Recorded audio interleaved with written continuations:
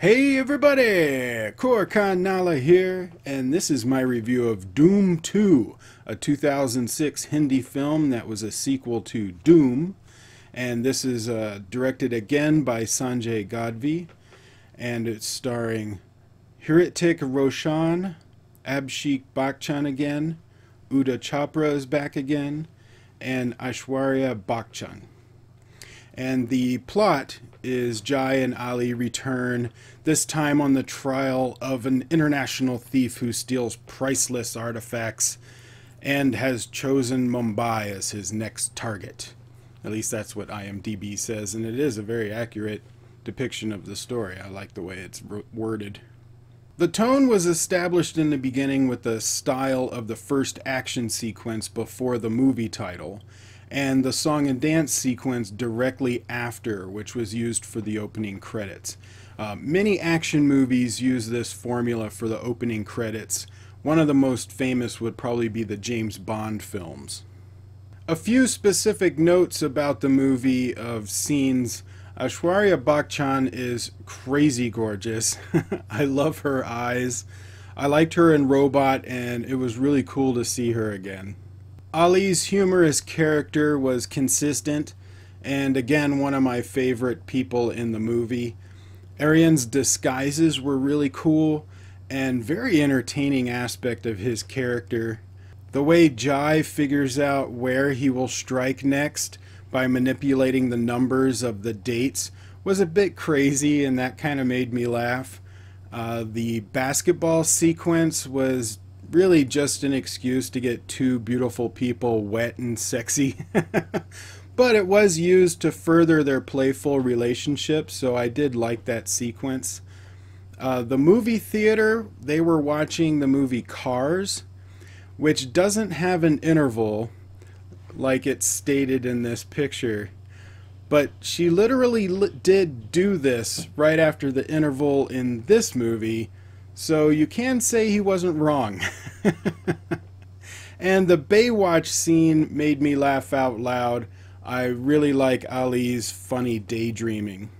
As for the music, the first song, like we said, was used for the opening credits, which was a great way of utilizing a song and dance number. The second song was just kind of dropped in the movie as a music video. It had little to nothing to do with the story and didn't really add value to the characterization. It could have been cut out to service the pacing. Personally, I would have cut that song out of the film and just used that music video as a marketing purpose to sell the movie soundtrack. The third song was again a music video that was just kind of dropped in the movie and didn't do anything to further the story or the characterization, but it did fit the tone of the film, and it was a great excuse to watch Aishwarya being really sexy. The fourth song took place in the story and was used as a montage to further the story and quicken the pace a bit. I liked it the most because of that, and I liked the humor of Ali's character in that song. The fifth song took place in the story as well at a party, and along with the fourth song were the most fun out of all the songs that fit the film the best. Every scene with Hritik and Aishwarya was really a competition of who could look sexier. It was entertaining for a few scenes, the first few scenes, but after a while it became tiresome and I just kind of wanted them to move on. Action scenes were ridiculous and fun and really fit the tone established in the beginning. But by the time we got to the last 20 minutes of the movie, I started to get like a fun fatigue and losing interest. About 45 minutes could have been cut out of the film to make the story tighter and allow the pace to be more consistent so that you could end on a high note instead of feeling that fun fatigue. The cinematography was much better than the first movie, but I thought the directing was not as good. It fell into a trap that most sequels of a series end up having, where they have more money because of the success of the first movie, and so they focus on spending the money for individual scenes, and then the writing becomes secondary, which is used to connect those scenes together instead of the other way around. Every sequence of the movie felt like it was developed as a separate set piece, and then they tried to figure out how to fit them all into the movie later like a puzzle. This made the movie feel inconsistent and a little random. So to wrap up, the cinematography was a lot better, but I thought the directing was not. It was fun and entertaining with individual set pieces, but they made the writing service and connect those set pieces instead of focusing on the overall story. Most of the characters were interesting individually and fun to watch.